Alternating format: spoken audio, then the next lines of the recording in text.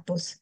Yang dimaksud dengan kebendaan tentu saja hal-hal yang tangible, yang kelihatan, yang bisa kita pegang gitu ya, yaitu kekayaan, yaitu barang-barang yang dimiliki, ada konsep si kaya dan si miskin, ada ya, kemudian kalau kasus yang terakhir ini yang kasus berapa triliun ya, kasus tambang yang melibatkan suami 200 artis, ayo masih ingat 271, Bu. 271, Bu. 271, iya. Nah, kasus tersebut yang menarik gitu ya, bukan bukan Dewi Sandranya yang pengen saya bahas di sini, tapi ada satu hal yang menarik, sosok perempuan namanya siapa ya, yang ditangkap pakai baju Christian Dior, Helena Lim. siapa? Helena Lim, Bu. Heeh, oke. Helena itu masih ingat nggak dia backgroundnya siapa dan apa?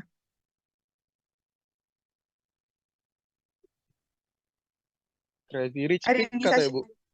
apa? Ya, Crazy Rich Pig ngomongnya, Bu. Katanya. Iya, dia sebelum dia jadi Crazy Rich Pig ini dia siapa sih?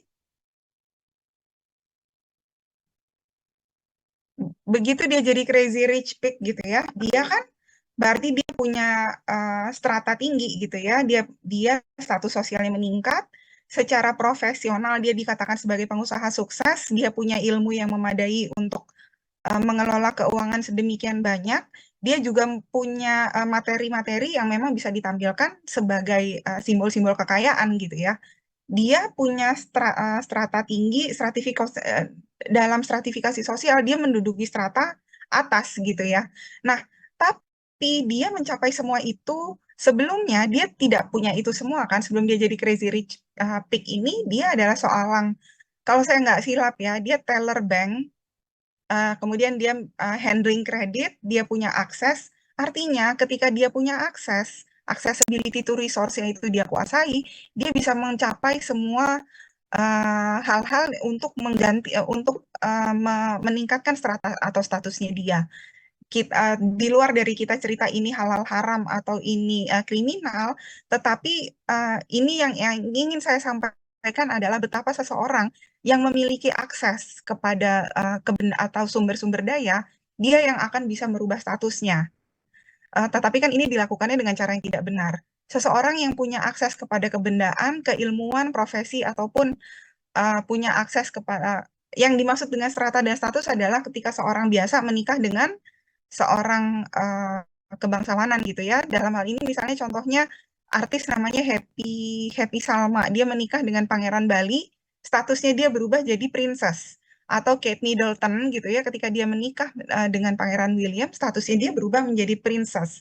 Kalau profesi, orang yang meniti karir dari bawah, dia pelan-pelan, dia punya kepangkatan, dia punya gaji meningkat, maka status atau stratanya juga meningkat. Orang dengan keilmuan juga demikian, yang tadinya eh, keluarganya bukan siapa-siapa, kemudian dia sekolah agama, dia jadi ustadz, dia dia mengelola pesantren, dia didatangi banyak orang, ayahnya, ibunya, kakak adiknya itu kemudian stratanya jadi naik itu karena accessibility tuh keilmuan misalnya. Tapi kebendaan juga demikian. Orang yang fortune-nya meningkat, dia bisa meningkatkan seperti Crazy Rich Priok siapa namanya? Ada yang tahu nggak?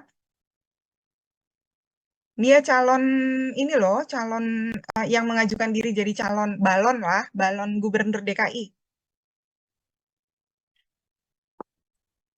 Nasdem. Ahmad Tahu, Saroni, tahu. Bu ya? Ahmad Saroni. Iya, Pak Roni.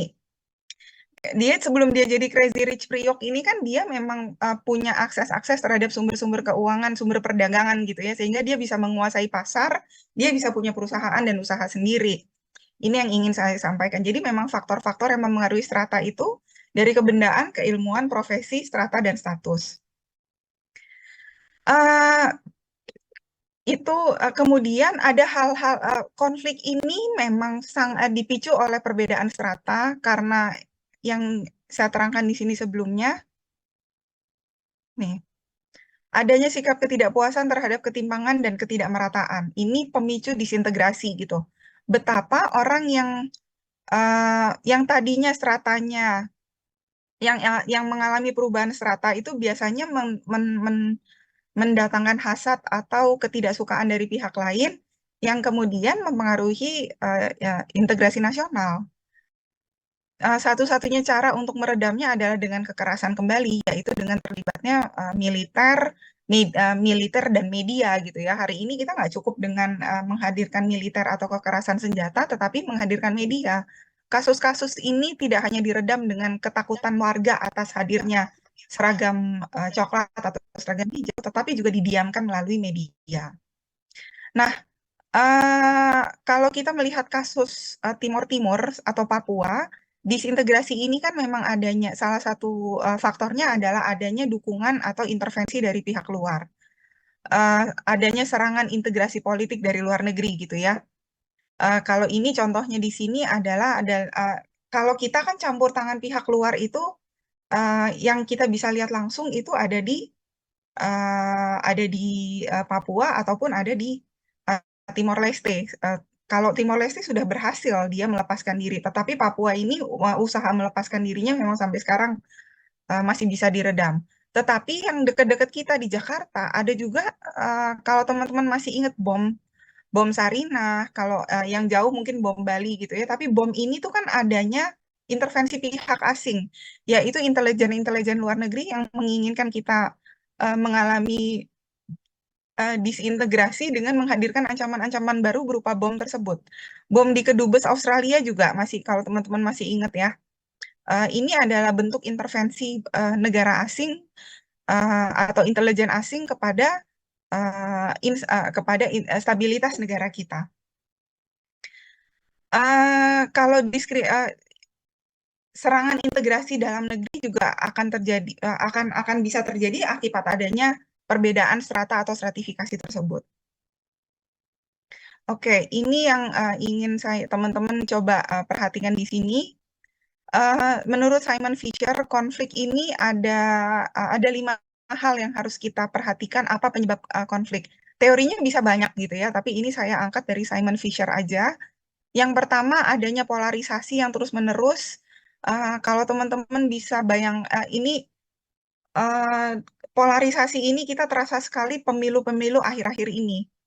Ada kelompok Islamis dan ada kelompok non-Islamis yang kemudian ini dikondisikan hadirnya istilah Islamis dan non-Islamis atau kelompok nasionalis gitu ya, itu kan suatu bentuk polarisasi yang sebelumnya nggak ada. Apa sih kepentingannya? Kepentingannya adalah mendapatkan suara.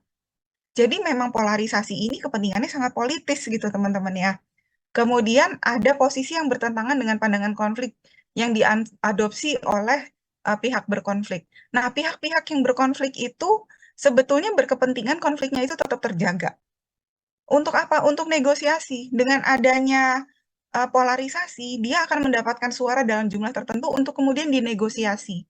Jadi memang konflik ini cenderung dipelihara. Kenapa? Karena kepentingannya politis.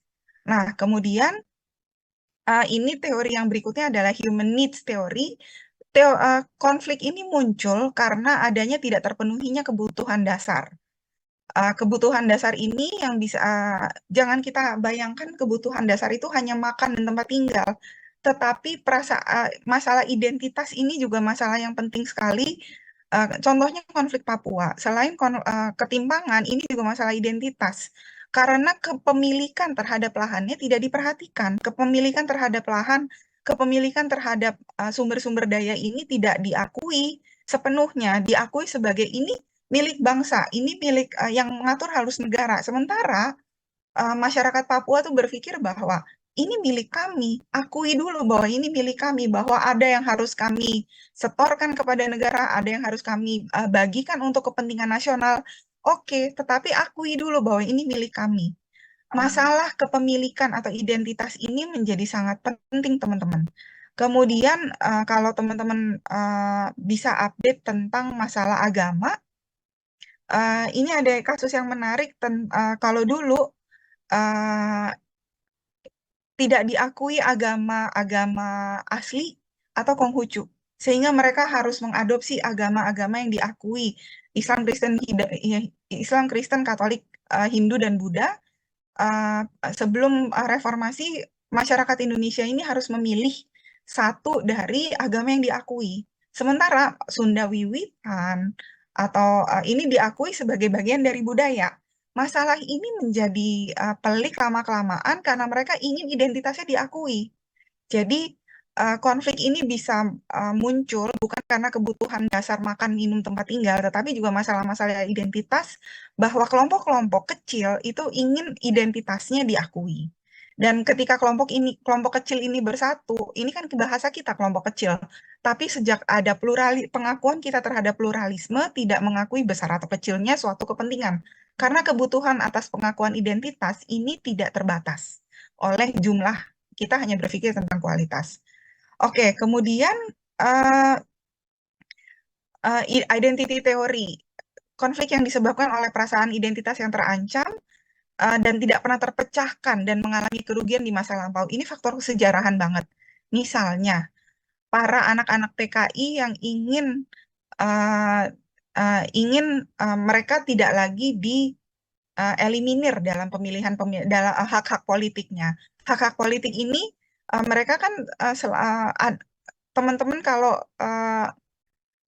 ada mungkin punya informasi gitu ya bahwa ketika mau masuk ke kepolisian dan ketentaraan itu ada litsus atau penelitian khusus tentang latar belakang seseorang, apakah dia punya kakek, bapak, ibu, kakek, nenek moyang yang termasuk dengan PKI atau selain PKI organisasi yang menginginkan kemerdekaan atau OPM lain gitu ya.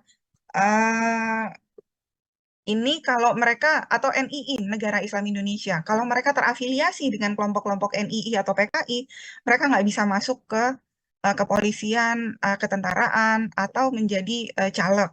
Nah, ini kemudian memunculkan perasaan yang tidak nyaman dan mengakibatkan mereka menyusup kepada partai-partai yang lebih settle. Tetapi kemudian kemunculan mereka di partai-partai itu juga memunculkan konflik karena mereka menitipkan agenda. Kemudian ada masalah tipe komunikasi yang bertentangan atau berbeda. Ini kita sering sekali kita berhadapan gitu ya. Masalah integrasi atau disintegrasi ini kalau pekan sebelumnya saya sudah mencontohkan kasus Sampang, sorry bukan Sampang, kasus Madura dengan Dayak. Ada masalah-masalah komunikasi yang nggak terpecahkan sehingga geto-geto atau kelompok-kelompok tinggal ini menjadi sangat penting untuk di sustain atau dipertahankan. Mereka nggak bisa bersatu, mereka memutuskan untuk tinggal secara eksklusif satu sama lain. Kemudian konflik transformation theory. Konflik ini disebabkan oleh masalah real ketidaksetaraan yang diekspresikan dalam persaingan kerangka kerja sosial, kultural, dan ekonomi. Ini sekali lagi ini diredam oleh media. Kalau teman-teman update di berita-berita atau di sosial media, kita sering menyaksikan netizen jurnalistik yang menyampaikan tentang gambar atau video tentang masalah-masalah di pedalaman atau di ya yang tempat-tempat yang nggak mungkin kelihatan di kota tentang pekerja-pekerja asing yang ditempatkan di daerah-daerah pedalaman untuk bekerja pada sektor-sektor tambang. Ini menimbulkan ketidaknyamanan, ketidaksetaraan, dan perasaan ketidakadilan, dan kemudian diekspresikan dalam bentuk konflik, dalam bentuk kekerasan. Awalnya kekerasan itu muncul karena adanya rasa ketidaksetaraan dalam mengakses sumber-sumber pekerjaan. Oke, ini kayaknya waktunya pas ya, 4 menit 11 detik. Ada pertanyaan nggak?